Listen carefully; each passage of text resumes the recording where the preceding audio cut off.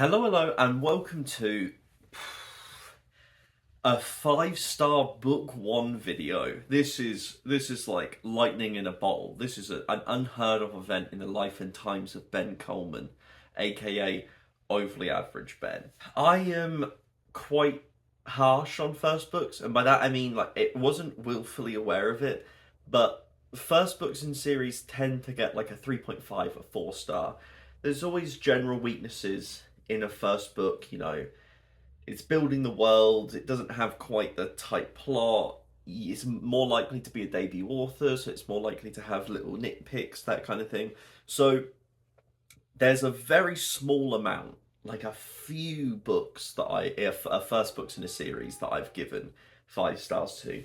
And all of that is to say how special Northern Lights by Philip Pullman, the first book in his Dark Materials, is. This was an absolutely stunning experience. Loved every single minute of it. At the moment, this is the buddy read in the Discord. We're doing one every quarter, like every 3 months.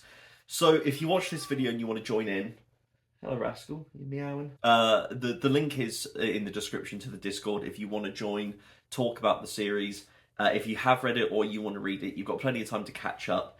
And yeah, let's just get into it. Background to myself and this series. This is one of my brother's favourite trilogies and also my great aunt's. I have had this...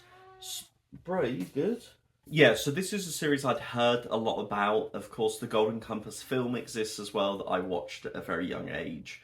And I never watched the BBC adaptation, the HBO one, but I heard good things about that as well. So it's always been in the periphery of my life. If anything, the reason I didn't read it is because there was this sense of like, you'll like it. It's not going anywhere. You'll like it when you get to it. So I went in with the expectation of enjoying it and went in with an idea of what the series was. But I was just captivated, 100% captivated by Philip Pullman's writing, the world building, and literally everything about it. I at no point in the book did I think, maybe not this, maybe not this. Everything about it, I just loved. Like, it's as simple as that. The central premise is that this is an alternate Britain. Well, alternate worlds, really. We're travelling all over it. But it's an alternate reality where humans have these demons, these familiars, essentially, soulmates. And we're following Lyra, who is brought up in a fictional college in Oxford. Where she's kind of grown up in this she's grown up as a privileged kind of being raised in a college with all these old men who kind of dote on her and kind of let her get away with things. She hangs out with the servants and the children of the servants. There's like a community called the Egyptians, which is an analogous to Romani and Irish travellers. The story introduces you very abruptly into her hiding in the master of the college's kind of drawing room, his separate room, and you're introduced to a scenario where her uncle is visiting, and she witnesses the master pour something into his drink, and everything's mysterious, and the uncle is explaining something called the dust, this mystery thing that we don't know about, and it's all instantly engaging, instantly mysterious, and has instantly a lot of stakes. There's been an attempted murder. They're talking about a new elementary particle which is going to change the understanding of the world. It's implicating the church, it's implicating all these things. Immediately, you're aware of the stakes, you're aware of kind of general things, and at the same time, it's channeled through Lyra, who is a young kind of, to give a 90s term, a very like tomboyish character, who is kind of filled with conviction and confidence, but also is very edgy, wants to like, it isn't trustworthy of everyone. She's a very interesting character. To kind of say why I loved it so much is that the central world building is just exactly what I want from a series. In the sense of, firstly, it's very British. It's kind of fueled with anger, which I always love. Like, you can feel Philip Pullman writing some of the stuff where it's like he has great representation of Romani and Irish travellers, which in the 90s especially had a terrible reputation in the UK, and he's kind of like, no, these are good people. Do you know who the bad people are? The church and state. The government and the church are out to get you. And it's super, like, filled with that kind of energy of just like you can feel him at home watching the news and seeing all of the stuff happening, and he's like, it's not fucking them, it's the government. And who doesn't love that? Who doesn't love that feeling? Battling a kind of all-controlling, authoritarian style government / church system.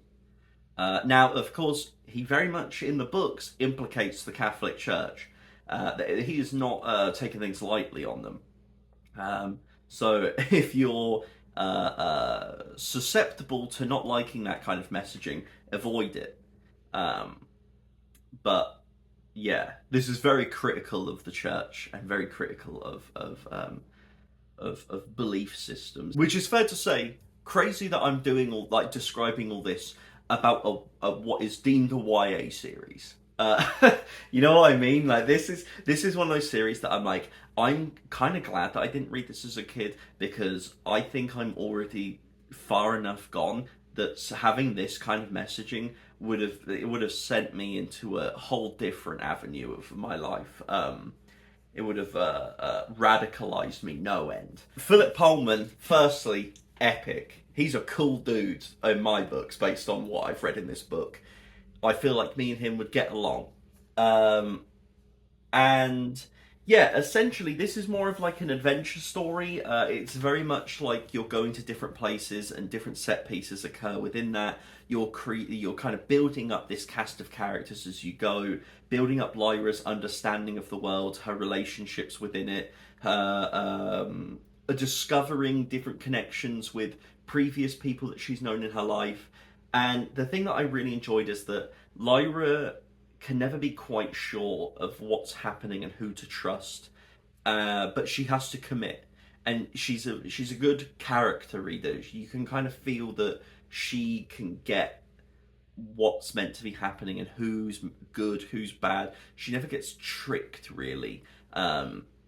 Or if she does, she's very quick to understanding that there's a fundamental good and a fundamental bad that people display, and she can read through someone's mask quite well. The other thing is that Philip Pullman, his thematic work in this book is phenomenal as well.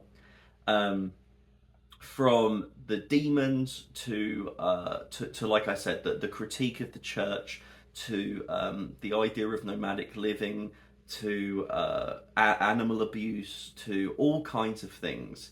He is very strong in what he's conveying in this book and addresses it in a nuanced but direct way. It's he's balancing a lot of ideas, a lot of perspectives, and but there's a kind of fundamental right that he views things through in terms of how I view how he wrote this book.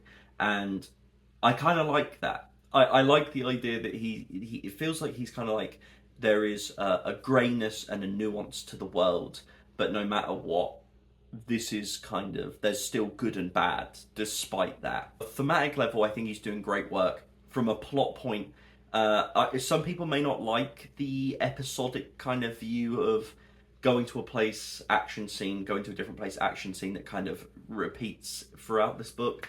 Personally, I enjoyed all of the characters we met, all of the set pieces, everything that was going on extremely. I just loved every moment of it. So nothing felt slow, nothing felt too quick for me. Everything just felt like how it was meant to be. I love the concepts of demons. He does a great job of creating an emotional tie to everyone you're meant to have.